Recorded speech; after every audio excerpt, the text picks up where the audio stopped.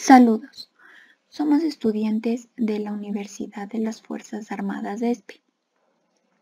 Pertenecemos a la carrera de Ingeniería en Mecatrónica.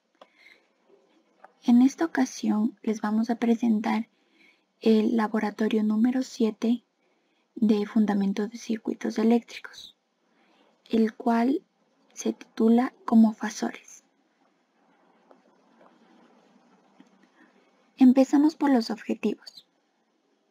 Objetivo general: realizar operaciones aritméticas con números complejos, tanto en su forma polar como rectangular. Objetivos específicos. Hemos planteado 4. El primero: analizar los números reales e imaginarios. Segundo: expresar cantidades fasoriales tanto en forma rectangular como polar. Tercero: efectuar conversiones entre las formas rectangular y polar. Y por último, realizar operaciones con números complejos. Como parte de este laboratorio tenemos un marco teórico sobre los fasores. Sabemos que los senoides se expresan fácilmente en fasores, lo que hace más cómodo trabajar este tipo de funciones. Un fasor es un número complejo que se representa la amplitud y la fase de un senoide. Ahora, para utilizar fasores nos dan un marco de referencia en la frecuencia para hacer más fácil el análisis de circuitos eléctricos en corriente alterna, excitados por fuentes sinusoidales. Ahora, un número complejo se puede expresar en dos sistemas coordenados, ya sea el cartesiano y el polar, como se presentan a continuación. De la forma polar, sabemos que los fasores pueden describirse matemáticamente en forma polar, es decir, como un módulo y un ángulo. En esta función de aquí podemos observar la función principal de un fasor en forma polar, que se lo representa como R, que sería su módulo, y θ, que sería su ángulo. Aquí podemos ver el plano en el que se puede ver las coordenadas polares. Y para la forma rectangular, los fasores pueden describirse matemáticamente en forma rectangular, es decir, una parte real y otra imaginaria. En este caso tenemos aquí expresada la siguiente función, donde x es su función real y j es lo que le acompaña a la función imaginaria y. En este tenemos aquí igualmente el plano xy sobre las coordenadas rectangulares. Ahora, partiendo de un número complejo en su forma rectangular, utilizando las siguientes operaciones, se puede cambiar a coordenadas polares. O sea, en este caso sería de forma rectangular a forma polar, donde tenemos que r va a ser igual a x cuadrado más y cuadrado para el valor de la parte real. Y ahora para el valor del ángulo sería la tangente a la menos 1 de más menos y sobre x. Y esa sería la parte del ángulo, y así completaríamos la siguiente fórmula, que sería r con el ángulo de θ. Ahora, por otra parte, si partimos de un número complejo en formato polar, vamos a tener la siguiente conversión para realizarlo a la manera rectangular, donde x es igual a r por el coseno de θ y y es igual a r por el seno de θ. Sabiendo eso, podemos el número complejo representarlo de la siguiente manera, donde z es igual a x, que lo calculamos de aquí, y a j, que acompaña y, que lo calculamos en este caso de acá, donde podemos representar que r ángulo de θ me daría lo mismo a r por el cos de θ más j, que acompaña al seno de θ, donde j sería el número imaginario.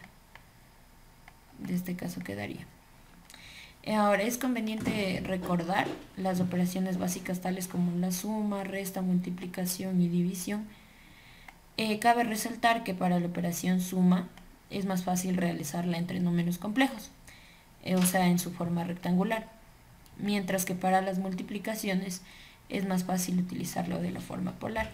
En este caso podemos ver la operación suma, que se puede ver que Z1 más Z2 se sumarían primero sus partes reales más J, que acompaña a la suma de sus partes imaginarias. Para la resta tendremos lo mismo, solamente cambiado el signo, que en este caso se restarían sus partes reales más J de la resta de sus partes imaginarias. Para la multiplicación es mejor multiplicarlo en su forma polar, por lo tanto tendremos que dos números multiplicados en su forma polar quedarían sus dos partes reales multiplicadas con el ángulo acompañado de la suma de los dos ángulos de estas dos partes, de estas dos coordenadas polares.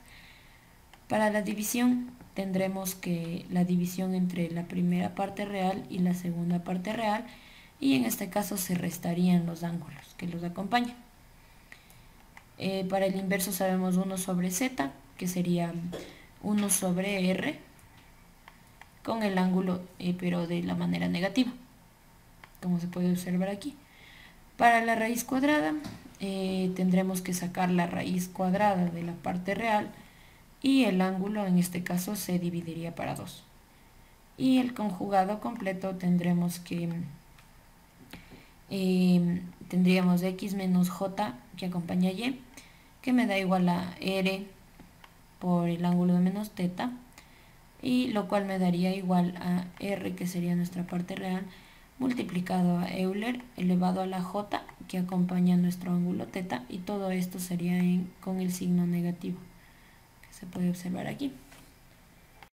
Ahora, en el procedimiento sobre este laboratorio tendremos sobre conversiones de polar a rectangular, de rectangular a polar, y operaciones básicas sobre los fasores. A continuación voy a explicar sobre la conversión de rectangular a polar, en el cual me pide que sin calculadora debemos transformar estos fasores a su forma polar.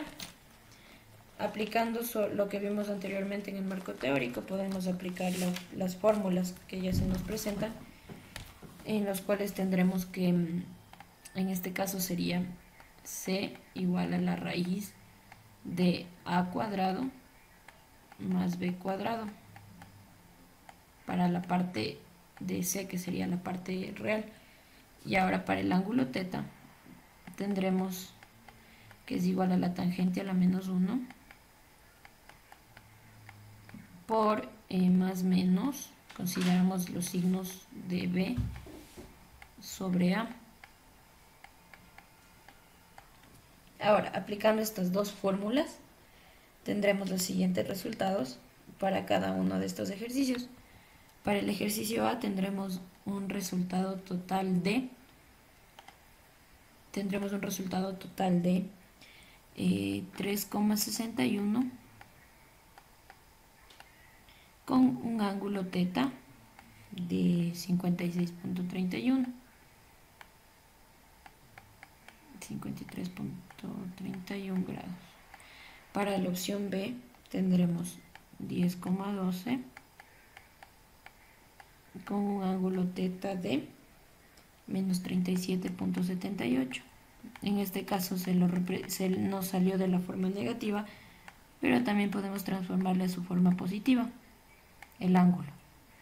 Para nuestro caso C tendríamos igual a 5,13 con un ángulo θ de menos 33.07. Igualmente se encuentra en la forma negativa, igual podemos transformarle a la forma positiva. Y para nuestro último ejercicio, que sería el D, nos daría la siguiente forma de 6,8 con un ángulo de 61.93.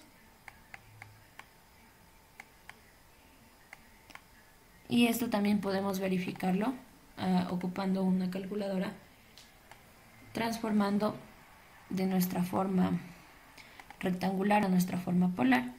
Podemos comprobar el primero, que sería con 2 más 3j, y me daría un resultado de 3.61, lo mismo que yo tengo calculado acá, y con un ángulo θ de 56.31. Y esto podemos hacer para todos los casos que se nos presentan. Seguimos con el ejercicio 9.5.2, que nos dice: sin emplear calculadora, transforme a su forma rectangular. Aquí nos presenta 3 literales. Para poder cambiar de la forma polar a la forma rectangular tenemos 2 fórmulas. La primera, que es la parte real, es A igual a C por coseno del ángulo, y la parte imaginaria, que es B, es igual a C por seno del ángulo.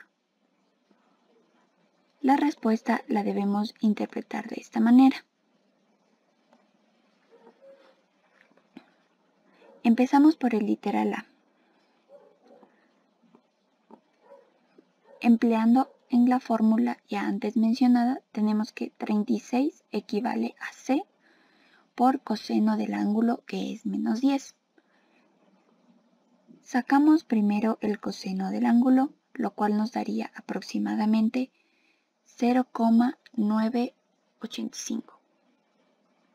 Y eso lo multiplicamos por 36, lo cual nos daría 35.45. Seguimos con la parte imaginaria. Como sabemos, C vale 36. Por el seno de menos 10, sacamos primero el seno de menos 10, que nos daría menos 0.174, lo cual lo multiplicamos por 36, y esto nos daría una parte imaginaria de menos 6.25, la cual la interpretamos de esta manera: parte real, el signo de la parte imaginaria, J con el número de la parte imaginaria. Seguimos con el literal B. Aquí la variable C tenemos como 28.7 y un ángulo de 135 grados. Sacamos el coseno de 135, lo cual nos da menos 0.707. Lo multiplicamos por 28.7 y nos da menos 20.29. Seguimos con la parte imaginaria. Tenemos 28.7 por el seno de 135. Sacamos primero el seno de 135, lo cual nos da 0.707, y lo multiplicamos por 28.7 y nos da 20.29. Y vuelvo y repito, lo representamos de esta manera.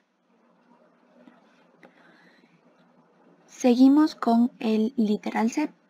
Tenemos como variable C a 11.2 con un ángulo de 28 grados. Sacamos el coseno de 28, que es 0.883, multiplicamos por 11.2 y nos da 9,89.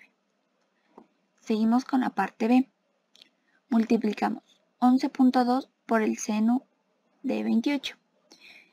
El seno de 28 nos da a 0.469 y lo multiplicamos por 11.2, lo cual nos da 5.26 imaginario. Y representamos de esta manera. Y por último, el literal D.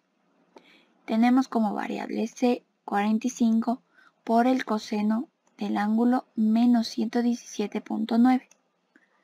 El coseno del ángulo nos daría menos 0.468 multiplicado por 45 nos da menos 21.06. Seguimos con la parte imaginaria. 45 por el seno del ángulo, lo cual el seno del ángulo nos da menos 0.884. Multiplicado por 45 nos da menos 39.77. Y lo representamos de esta manera.